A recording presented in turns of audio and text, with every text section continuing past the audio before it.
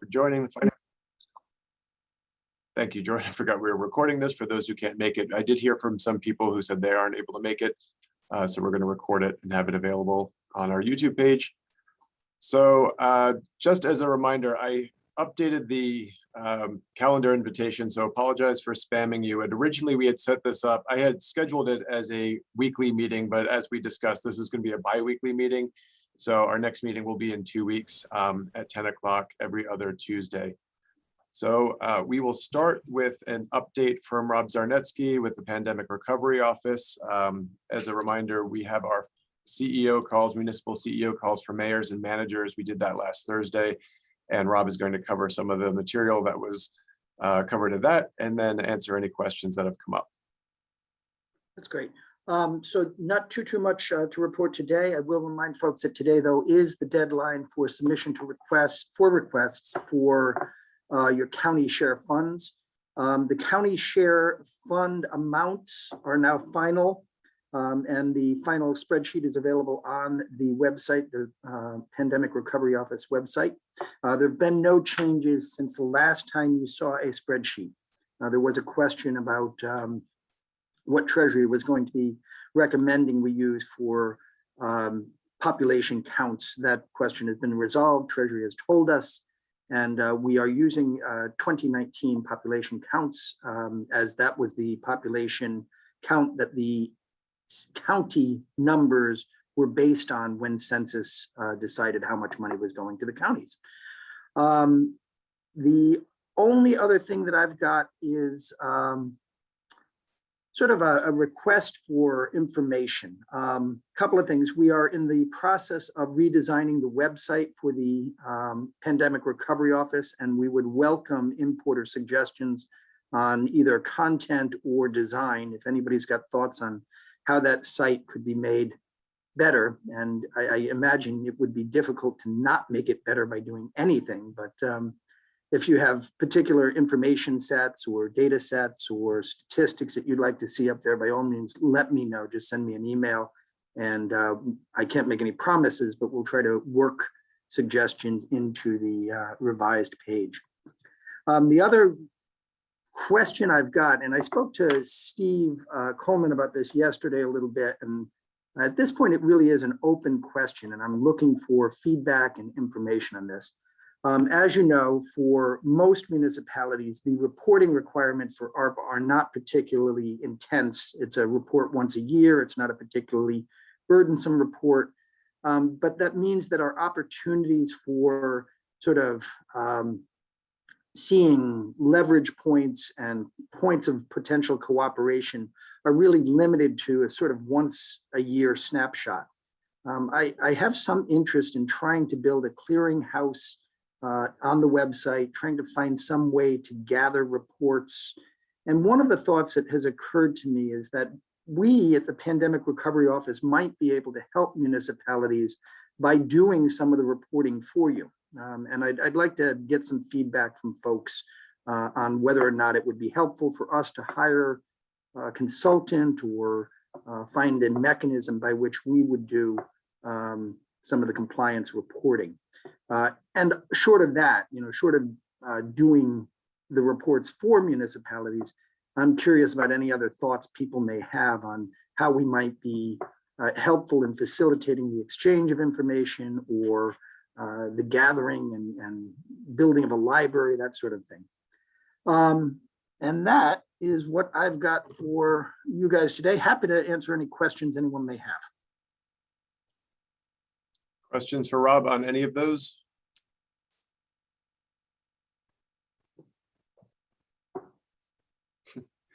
Rob, on the call last week, you'd mentioned there was, oh, actually, I'll pause. Steve Coleman. Thanks. I just wanted to say a couple things. First, Elaine, I really like your background. It's very nice. And second, there's a few municipalities we're still waiting on submissions for, so I just want to kind of go over those just in case somebody sent something, we just didn't get it. So Foster, Pawtucket, and I know they've reached out to us, Cumberland, North Providence, West Greenwich, Hopkinton, New Shoreham, Johnston, I believe they reached out to us as well, and Richmond. So if you sent anything to us and you got your name called out, just let us know, so we can follow up. And again, as Rob pointed out, today is the deadline. Thanks. Great. Questions for Steve? Rob, on the mayor and manager call last week, you had mentioned there was an interest in coordinating the state. A few state agencies were looking at possible projects with overlap with cities and towns. Could you talk a bit about those? You're on mute. So nothing has been finalized and is not likely to be finalized until the state legislatures had a chance to sort of contemplate projects. But it looks highly likely that the state will be doing some infrastructure projects. In fact, quite a few, if I had to guess, infrastructure projects: water, sewer, broadband, affordable housing, road construction, water main replacement, lead pipe replacement. Those are all activity areas that are permissible under ARPA, and they're all areas that I'm sure state agencies, well, we know state agencies have proposed to do work in these areas. And it seems highly likely that those are projects that will go forward at some point in the next 6 months or so.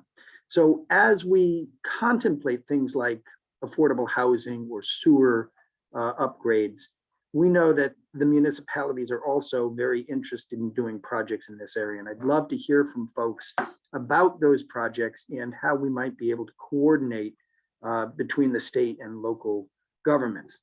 The thought that I've got is, if anyone has got an interest in a particular type of project, and you think that a state agency may also be interested in it, I'd be happy to sort of serve as a conduit for, or an advocate for, getting the state to put some money into that project.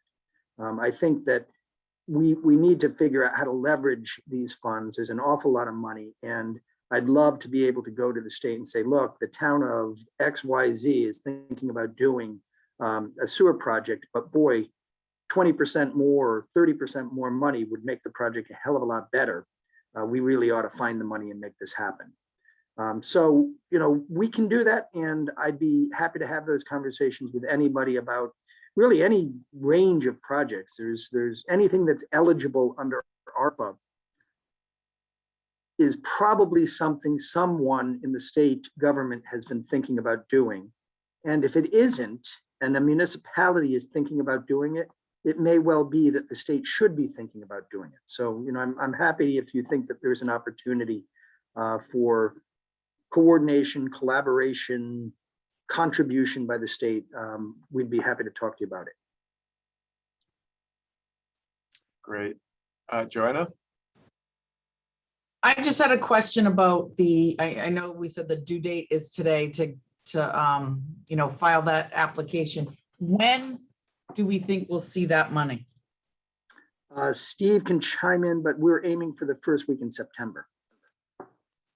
Yeah, and just to add to that, if we're able to get everybody in order, and you know, that distribution maybe be able to go out earlier. So the more we get and the more we complete, the faster we can get out the door.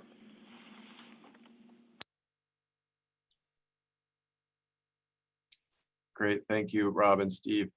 The other item that came up last week, and this may not be directly in the realm of the finance directors, but the governor has also been interested in doing municipal learning programs, largely with the school side money.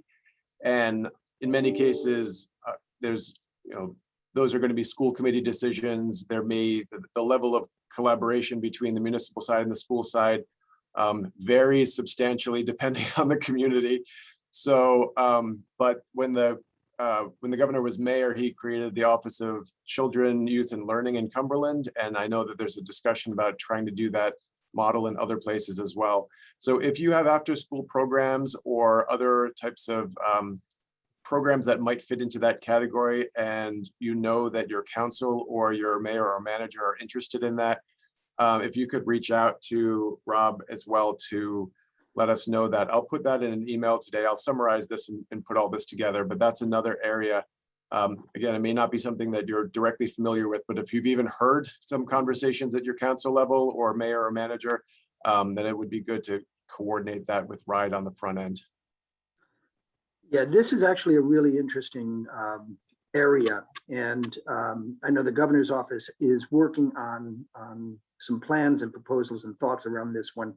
But they, of necessity, are going to have to be looking for locally appropriate models. There are going to have to be ways to stand up after-school programs in municipalities that work for the individual municipalities.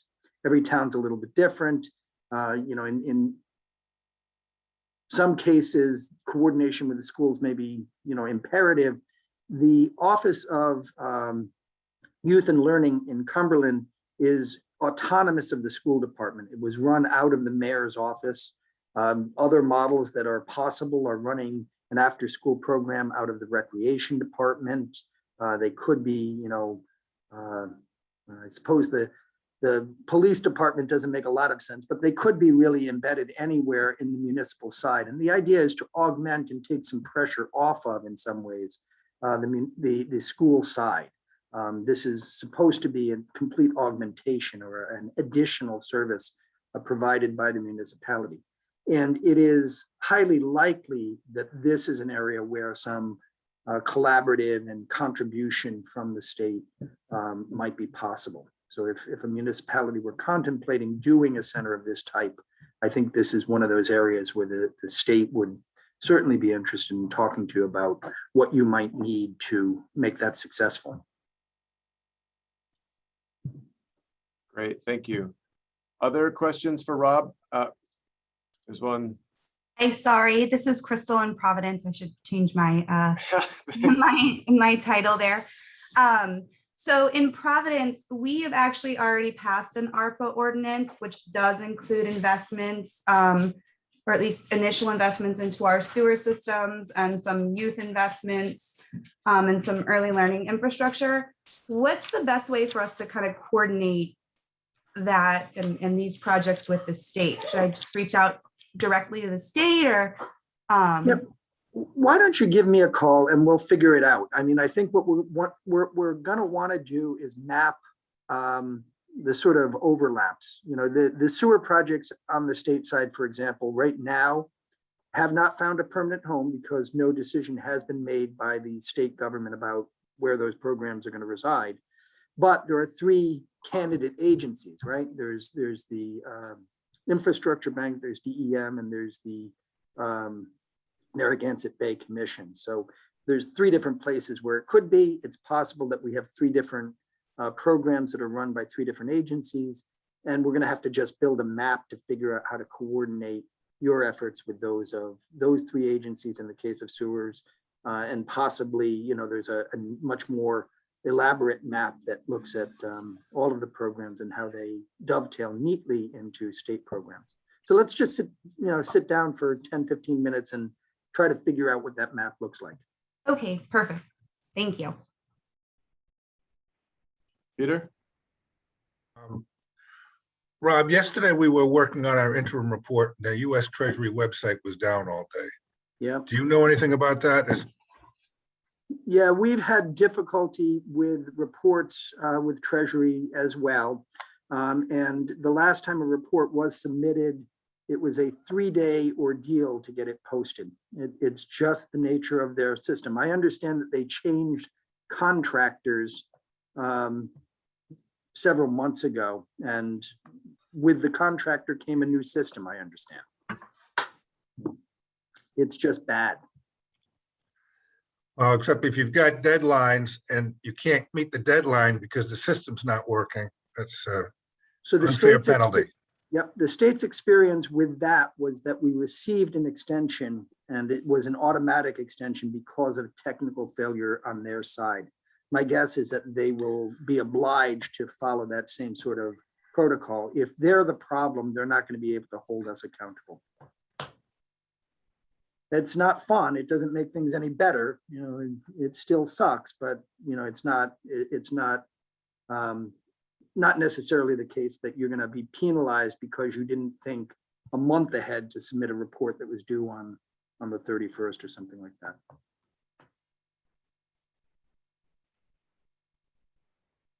Great. Other questions for Rob? Okay, I wanted to put it out to the group to find out if you had any questions for each other regarding how you're approaching ARPA projects, or even just some process questions. I know there's been questions about how people are accounting for it and if they're putting it in separate funds. If anyone had any questions for the group, I wanted to open it up for discussion. Anything? Okay, you've got it figured out.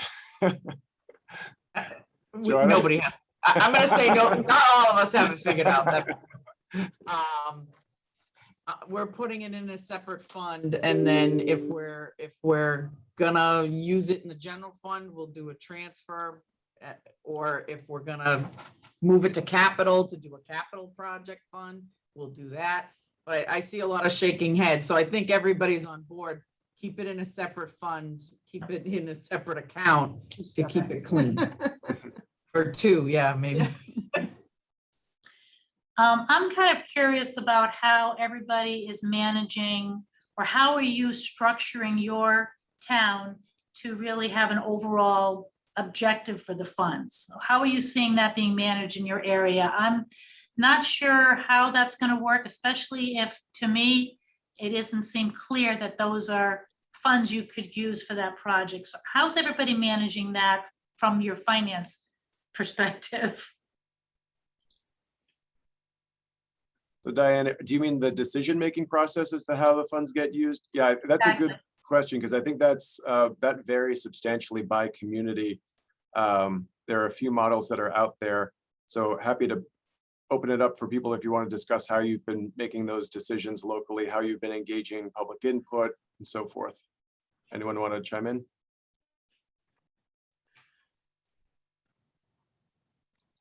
So in Smithfield, we've kind of put it out there what our plan's going to be with this. We haven't actually rolled out the plan yet because we're waiting for the final guidelines in terms of the funds. But we will be, we have a newly created budget and financial review board.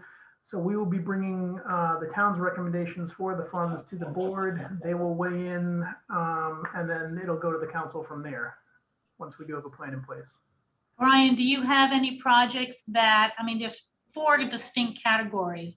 Do you have any projects that you think require some interpretation to ensure that they fit within those categories? Probably. We've held off on making any hard decisions on that until we get all the guidelines and all the rules for the funds yet. But Okay. we have kind of a wish list, I guess, at this point. Okay, so we have a big need in the sewer treatment plant that was existing before this started. And we would have to go to bond to resolve those. It's the DEM's requirements for some discharge improvements. So, you know, we're talking possibly $12 million at some point on that. So I think, Bob, I think the council would love to know that maybe there's some state money that would go beyond the allocation we think we're going to get. So I may have to, maybe I could talk to you about that a little bit. But I think, I guess I just want to make sure that given the amount of where the funding potentially lives within all of these categories, I just want to make sure that from an audit perspective that I've got everything in place so that we pass any tests from an audit in the audit process. Brian, I have a question for the group. Has everybody or anybody hired an outside consultant to kind of help shepherd this, you know, all of the different projects and what the money can actually be used for and that type of thing? Has anybody hired somebody from the outside to kind of help with that? Providence has. We've used the same consultant we hired for our COVID response. So we've engaged iParametrics, and we've reached out to them anytime there's been a question on eligibility, so that we have kind of documentation as to whether or not this project or this use of funds would comply, you know, in their interpretation. Narragansett is going out with an RFP for this and for continued disaster recovery. So iParamedics as well, you know, would probably be somebody who answers that RFP, but we are going out to RFP for this service as well. I believe our next reporting deadline is October 31st. So I think time is pretty crucial here. Is that pretty much the global reporting requirement for all of us? Yes, some of the bigger cities have a report due on August 31st. In fact, the 6 big cities have got a report due on August 31st, but the NEUs, the smaller towns, are October 31st. And I We don't believe- have to have all the plans designed though, right? We're just, Oh, no. no. It's a pretty, and there's guidance. We sent out a memo probably about 2 weeks ago with a link to the reporting guidance. You can Google Treasury reporting guidance and you'll find that report. It outlines exactly what's expected. I'll also include that link in the follow-up from today's call. That went out a couple weeks ago, but I'll send that out again. So so Providence is using a third party to help them with basically ensuring that everything is in alignment with the Treasury requirements? Yes, and we went out to RFP when COVID hit, and then we went again when we knew we were getting ARP funds, just kind of preemptively, because I know the risk of these funds is so significant that we don't want to be in any sort of have any sort of compliance issues. Yeah. And so far it's been very successful. The way our contract's structured, it covers any sort of disaster event that happens while we're under contract. So Henry, had it been catastrophic to Providence, would have been covered under the existing contract. Okay. And it's been a helpful tool for us. And we've also, our finance team and policy team has kind of tried to attend any sort of training that's been available through the league, or we're working on a project with Bloomberg Philanthropy. So we've attended several sessions through them to just try and educate ourselves as much as possible. But we are relying on the consultant to kind of be the party that says yay or nay, so that we have some sort of documentation. Okay. Thank you. You're welcome. Along those lines, I know many of you participated in the training that Rob Zarnetsky did 2 weeks ago on project eligibility. For those of you who did not, we did record that, so I will send that link and the decision matrix that the Pandemic Recovery Office put together. So for those of you who are still saying, well, we have this project, we're not exactly sure how to justify it, we're not quite sure what category it falls into, that decision matrix is helpful to get your head around, what are the possible angles you can do. So I'll send the link around to the training as well as the decision matrix as well. I'll send that later today. That'd be great, Brian. Thank you. Other ARPA related questions? Something for the group here. We're still in the infancy stages here in terms of developing projects and digesting all the guidelines with respect to the funding and guidance. I'm curious for communities in similar size to Gloucester. Did you start with a list of projects that you already kind of had in mind and see if they fit with the guidance? Or did you sit with the guidance first and then come up with the projects? Like I said, we're trying to figure out how to crack this open best here without letting the train get away from us running down the tracks. Any guidance would be helpful.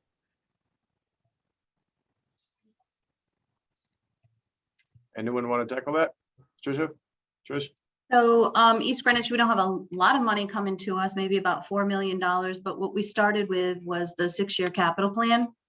And our plan is right now we have a draft capital project, a supplemental capital project budget that we're preparing with our departments. And we're going to present that to the council in September for review and approval. And we're also using the 31 CFR Plan 35 document for the internal final rule as our justification for these project compliance, along with the 603C for the clean water compliance rules and regulations. But if all fails, we have no problem spending it on our wastewater treatment facility. So, but what we're also doing is we brought in Rhode Island Infrastructure Bank for the basically mitigating COVID-19 and response. And what we're looking at related to that is our buildings and our HVAC systems. So they actually have project managers that will work with you as well. And their costs for the project managers will become part of the with the funding. So that's the direction we're going in, and we're hoping to have some kind of draft, which I'd be happy to share if anybody is interested in that document. We can share that with you, but it's not finalized at this point. Yeah, Thanks, that'd be Trish. helpful, Trish. If you want to send that around when it's done, that'd be great. Sure. Trish, one follow-up. Was that an existing, it sounded like a planning board. You gave the board a name. I've already forgotten it. I'm sorry. Well, Was it's that part set of up specifically for ARP, or was that something that already existed in East Greenwich? It's part of our capital budget planning team. So it's part of our 6-year capital plan. Specifically, our wastewater facility is right on the coast, right on the water. We also have a transfer station down there that we're looking to move as part of our comprehensive plan. That's also in your 603C rules and regulations. If it's related to anything to do with your comp plan, that's also compliance. Could be covered. So we have the transfer station down there, plus we have underground storage tanks that need to be moved in that location. So they're all part of the rules and regulations of clean water, which is part of our 6-year capital plan. All right, thanks, Trish. Sure. Other questions for the group?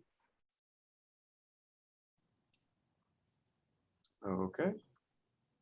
Let me consult my agenda to see what else Steve, did you have anything else from municipal finance that you wanted to address? Not at this time, but thank you. Okay, great. Then just a few other league items that I wanted to flag for you. I think we've discussed before. We're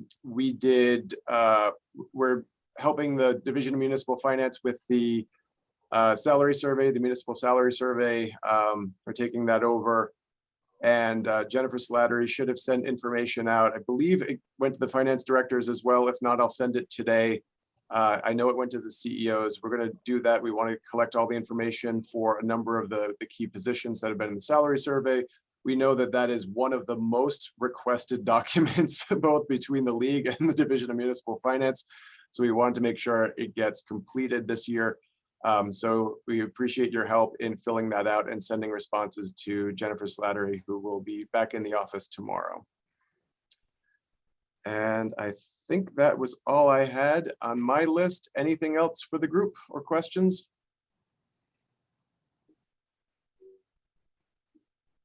Okay, great. I will summarize some of this and send it out later today. And we will meet again in 2 weeks at 10 o'clock. In the meantime, if you have any other questions, feel free on ARPA related questions, feel free to reach out to Rob, or broader questions that need to go to the administration, you can send to me. Thank you very much. Thank you, Brian.